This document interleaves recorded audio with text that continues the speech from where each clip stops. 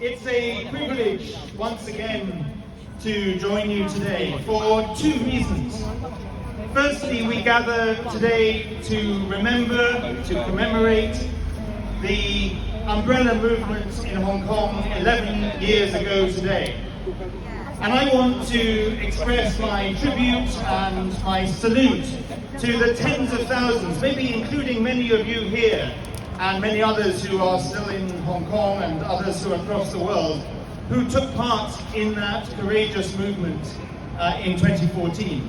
The tens of thousands of people who day after day, month after month that year, marched on the streets peacefully for a simple, basic, universal idea: democracy, freedom, human rights.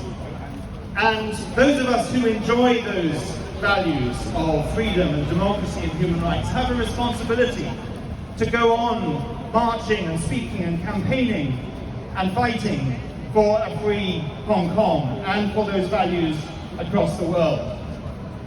I want to especially remember the many people from 2014 and of course also from 2019 and from other points during those years who have been in prison in Hong Kong and who remain in prison in Hong Kong. We think of Benny Tai, one of the key organizers of the umbrella movement, and Joshua Wong, and so many others, and Jimmy Lai, of course. And we will go on demanding free Benny Tai, free Joshua Wong, free Jimmy Lai, free all Hong Kong political prisoners.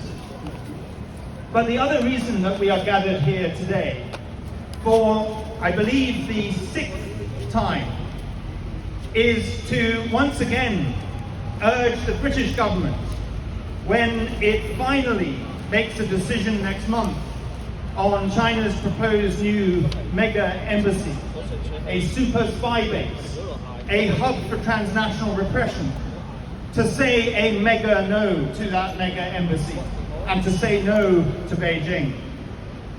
There are many arguments, we've all heard them many times, why this embassy should not go ahead. It's in a historic, symbolic location, the old Royal Mint. It's located above cables that go from our two financial centers. The Chinese government has refused to give information, has redacted information about the purpose of some of the rooms in its plans for that building.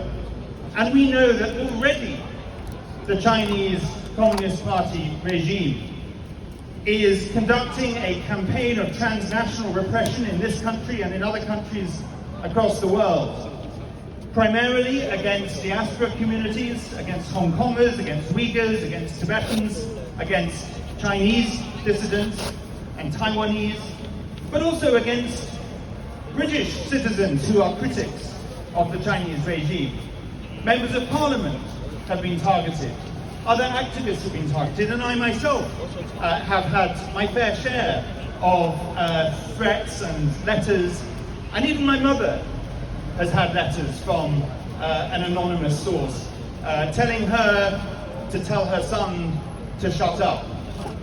Well, she told me, and she was right, that she had given up many years ago trying to tell me to shut up, and Beijing certainly will not get me or any of the rest of us to shut up, because we will go on speaking out until this transnational repression stops, until the repression in China itself stops, until the genocide of the Uyghurs stops, until the atrocities in Tibet stops, until the repression in Hong Kong stops, and until this government says a mega no to this mega embassy. The minister has changed. It was on the desk of the Deputy Prime Minister, the then Deputy Prime Minister Angela Rayner. It's now on the desk of the new Housing Secretary Steve Reed. I assume he's in Liverpool at this moment for the Labour Party conference. But we must send a resounding message to Steve Reed, to Keir Starmer, to this government. We understand you want business. We know our economy needs business. We understand that maybe you don't want the retaliation that will come from Beijing to our embassy in Beijing if we say no to this embassy here. But those are not reasons for kowtowing to Beijing. Those are not reasons for selling out our values. Those are not reasons for undermining our security, the security of our people, the security of diaspora communities in this country. So I urge the government to do the right thing and to turn this embassy plan down. I want to say one last thing before I conclude. It's something I said several years ago at different protests, and I hoped it would no longer be necessary to even say it anymore.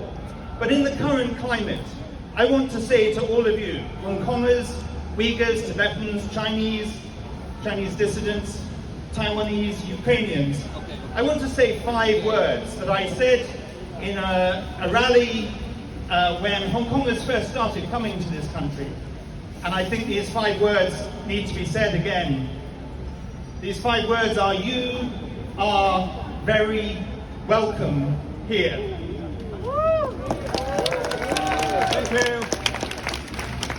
You are very welcome here, and we must make sure that the Chinese embassy in the old Royal Mint is not welcome. For the sake of this country, for the sake of the residents in apartments in the old Royal Mint, and for the sake of our values. So we'll go on fighting, we'll go on standing up for Hong Kong and for all the other people suffering under the Chinese Communist regime, and we will never give up until they are all free and this country and our values are secured. Gong Fu Hong Kong. Bravo!